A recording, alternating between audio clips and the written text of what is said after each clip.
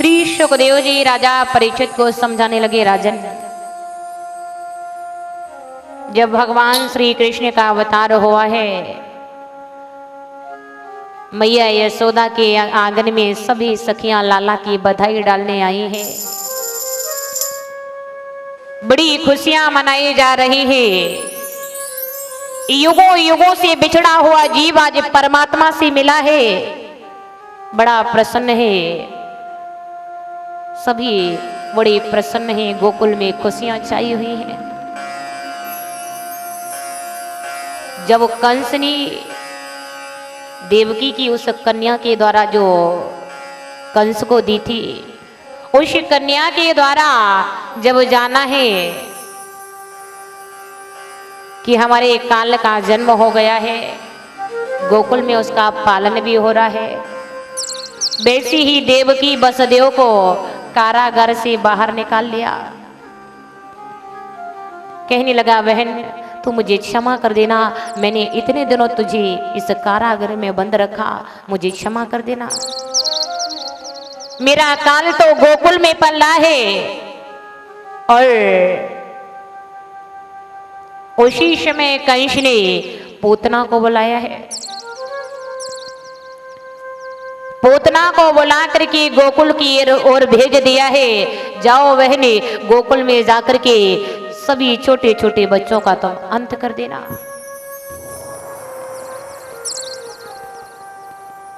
जैसे ही पूतना ने कंस की ये बात सुनी, पूतना चल दी है।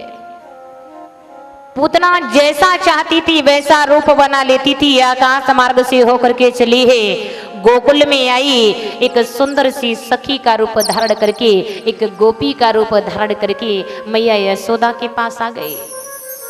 बधाई हो मैया। अरे मैया, मैंने बड़े दिनों में आने की फुर्सत पाई है।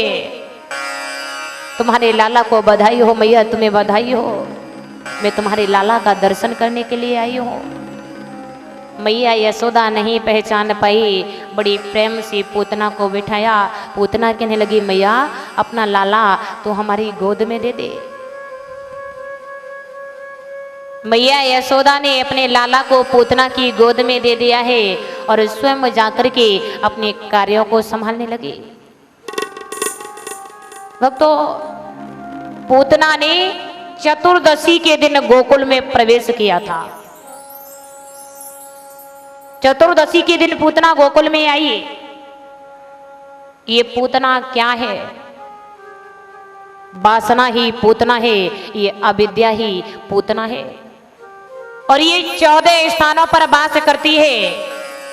5 कर्म इंद्रियां, 5 ज्ञान इंद्रियां, मन बुद्धि चित्त और अहंकार।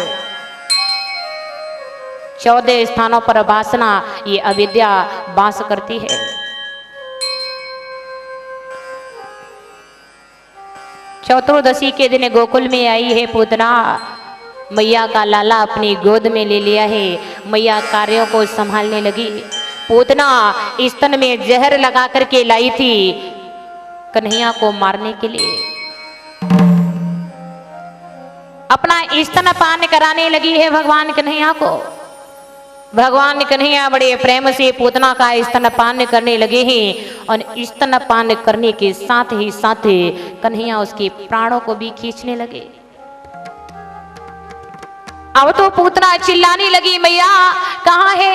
अरे मैया, अपने लाला को हमारी छाती से हटा ले।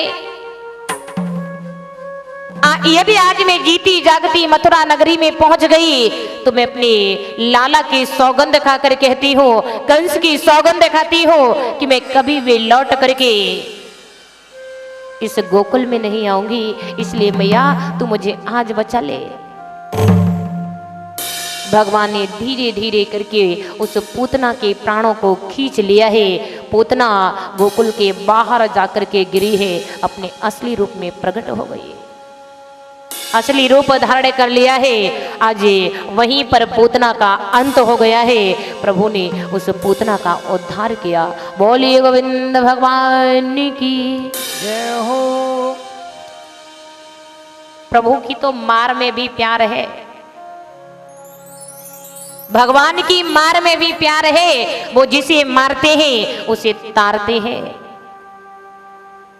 मैया ने जैसे ही देखा है, आज सभी गोपी ग्वाल मैया भागती हुई आई है, आकर के देखा लाला एक राक्षसी के ऊपर बैठा हुआ खेल रहा है। मैया ने अपने लाला को गोद में ले लिया है। अरे मैं नहीं समझ पाई ये राक्षसी थी, मैंने तो ये गोकुल की गोपी जानी। आज मैया ने लाला को गली से लगा लिया। इधर उन ग्वाल वालों ने उस पूतना के शरीर को जलाया है, तो उसके शरीर से सुगंधी निकली है। जब कोई शरीर जलता है तो दुर्गंध निकलती है, लेकिन पूतना के शरीर को जब जलाया गया तो सुगंधी निकली है, क्योंकि प्रभु ने उसका स्तनपान किया था।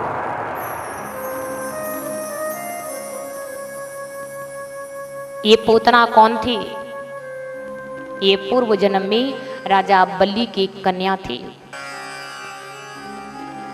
जब भगवान बामन रूप धारण करके राजा बलि के दरवाजे पर गए, पूतना मन में विचार करने लगी। ये राजा बलि की जो पुत्री थी वो मन में सोचने लगी है कि देखो कितना सुंदर बालक है, यदि ऐसा ही बालक हमारा होता तो मैं स्तनपान कराती, ये मेरा बालक होता। भगवान मन ही मन में आशीर्वाद देते हैं, जा अवश्य ही तेरी इच्छा पूर्ण होगी। लेकिन जब भगवान ने अपने स्वरूप को बढ़ाया है, जैसे ही देखा कहने लगी यदि ऐसा मेरा बालक होता तो मैं स्तन में जहर लगा करके इसे पिला के इसका अंत कर देती। मन ही मन में विचार कर रही है, भगवान ने आशीर्वाद दिया, जा तेरी ये भी इच्छा पूर्ण होगी। और इसीलिए भगवान ने पूतना का स्तनपान किया था। बोली गोविंद भगवान की जय हो।